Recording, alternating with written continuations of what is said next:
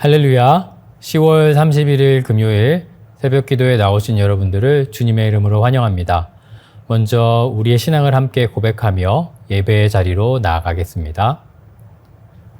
나는 전능하신 아버지 하나님 천지의 창조주를 믿습니다. 나는 그의 유일하신 아들 우리 주 예수 그리스도를 믿습니다.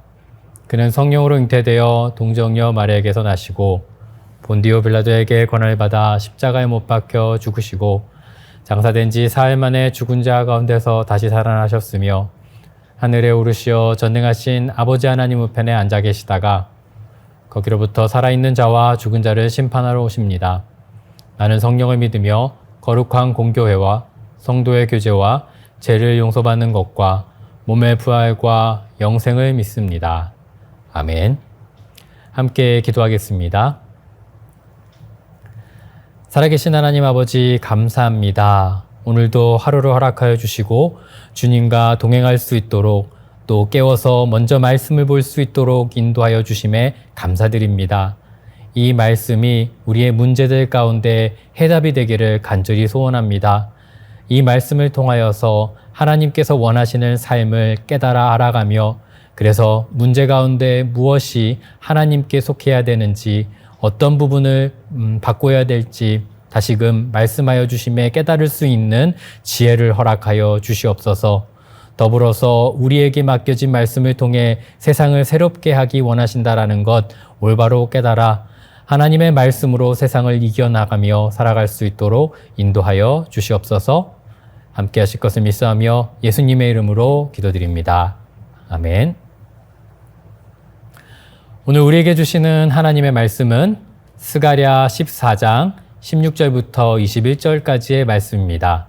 제가 하나님의 말씀을 봉독하겠습니다. 예루살렘을 치러 왔던 이방 나라들 중에 남은 자가 해마다 올라와서 그 왕 만군의 여호와께 경배하며 초막절을 지킬 것이라.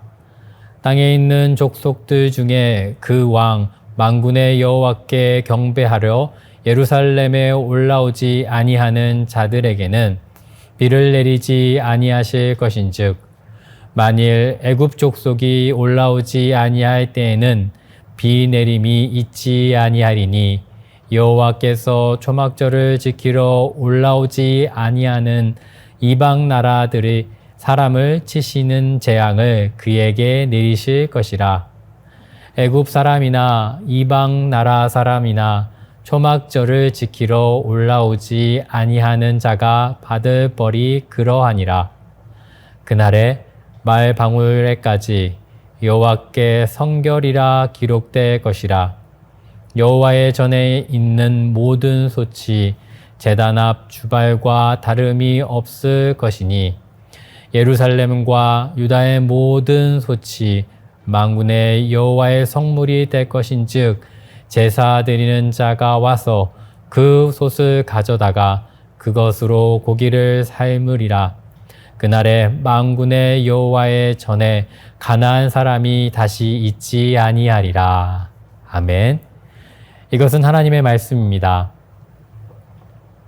본문을 통해 하나님 나라의 완성을 이루어가는 모습을 보게 됩니다.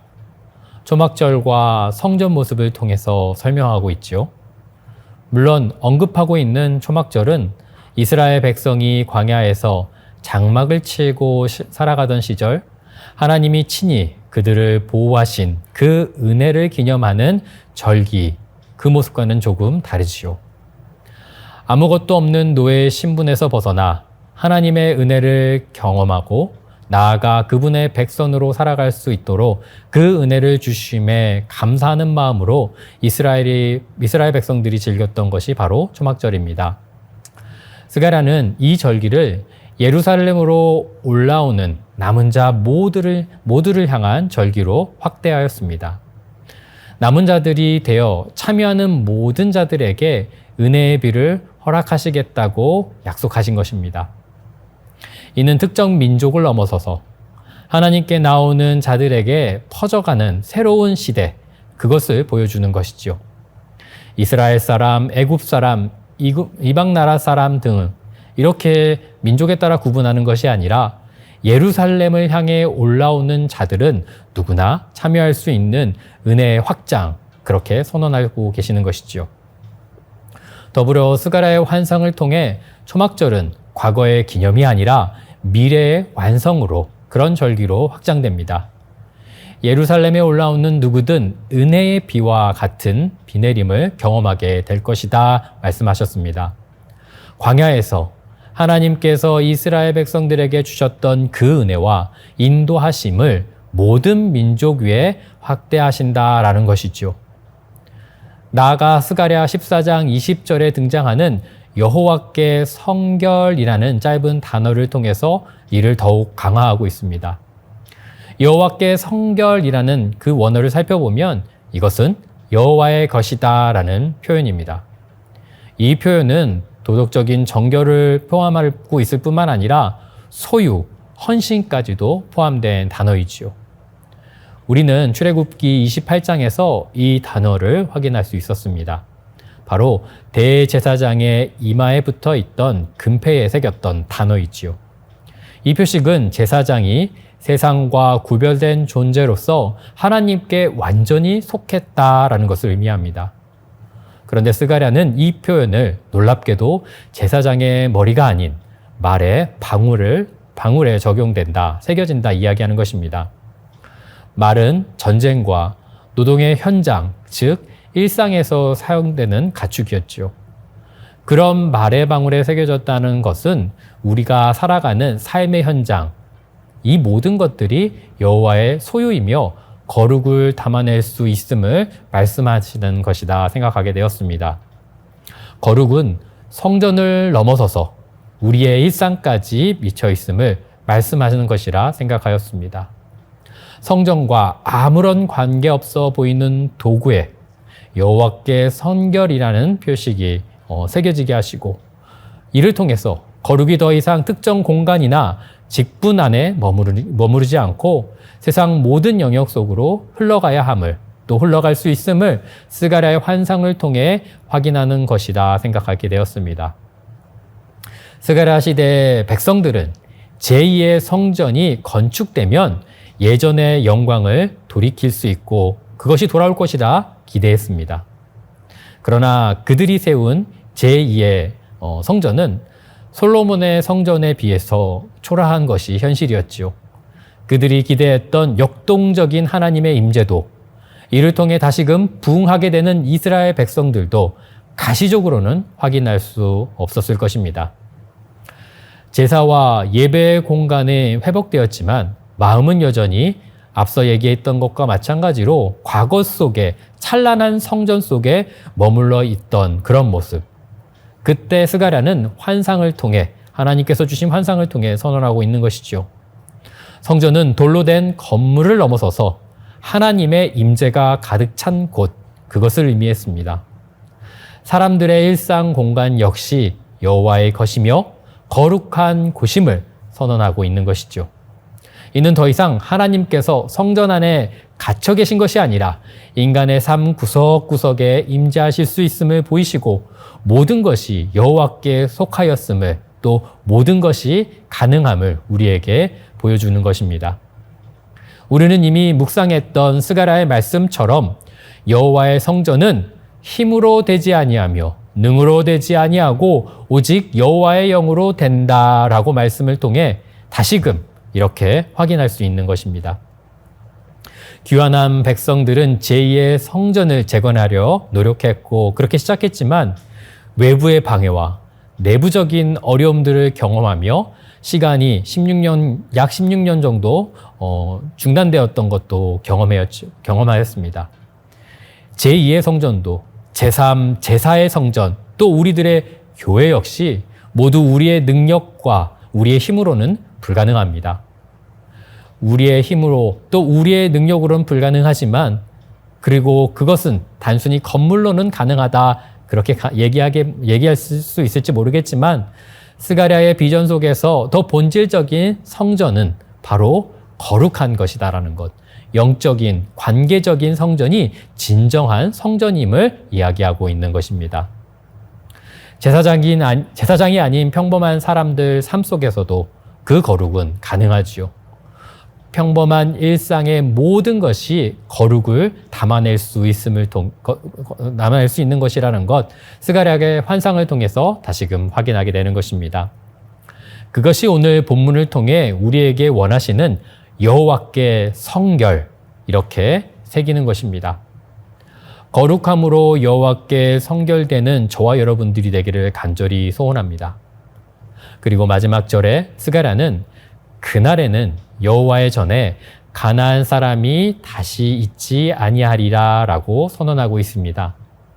여기서 가나안 사람은 단순히 민족을 가르치는 명칭이 아니라 상징적인 표현입니다. 랍비 전통 히브리어를 사용했던 사람들은 이 가나안 사람이라고 단어를 보면 상인을 뜻한다라는 것을 알고 있었습니다.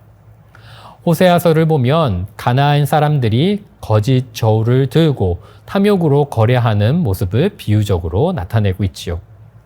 그러므로 여호와의 전에 가나안 사람이 없다는 말씀은 성전을 더럽히려는 탐욕과 부패가 사라지고 하나님께 드려지는 순전한 예배만이 남는다는 것을 의미합니다.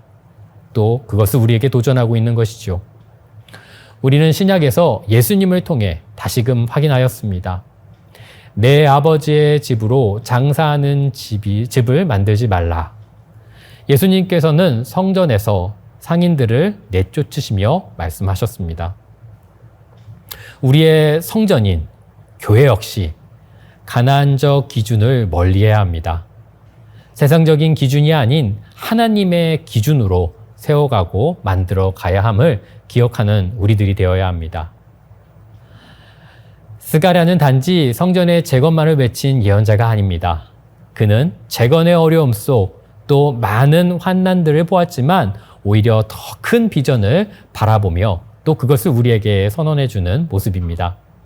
하나님께서는 인간이 세운 돌담 안에 갇혀 계신 분이 아니라 그리고 그분은 온 세상에 하나님께 성결이라는 단어로 거룩함을 심고 또 심기를 원하신다라는 것을 우리에게 선언하고 계시는 것이지요.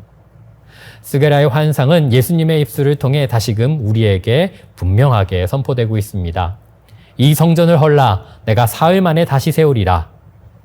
예수님은 자신이 새 성전이 된다라는 것을 선언하셨던 것입니다. 더불어 그리스도 안에서 죽으심과 부활하심을 믿는 모든 이들은 바로 그리스도의 성전이 될 수 있음을 보이셨습니다.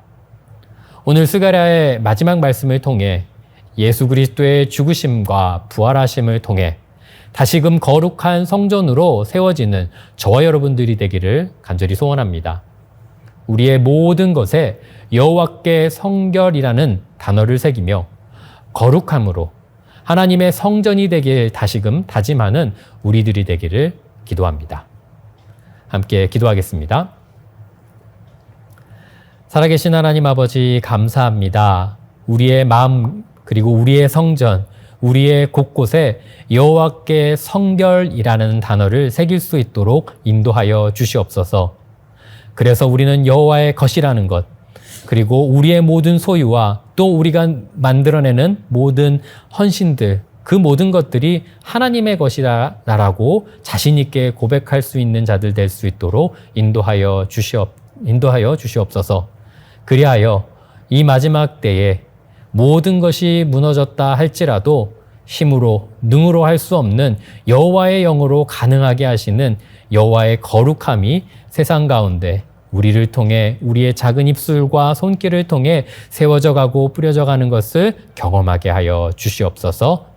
더불어 여호와의 거룩한 성전 교회를 세우며 말씀을 붙잡고 나아가는 우리들이 될 수 있도록 인도하여 주시옵소서.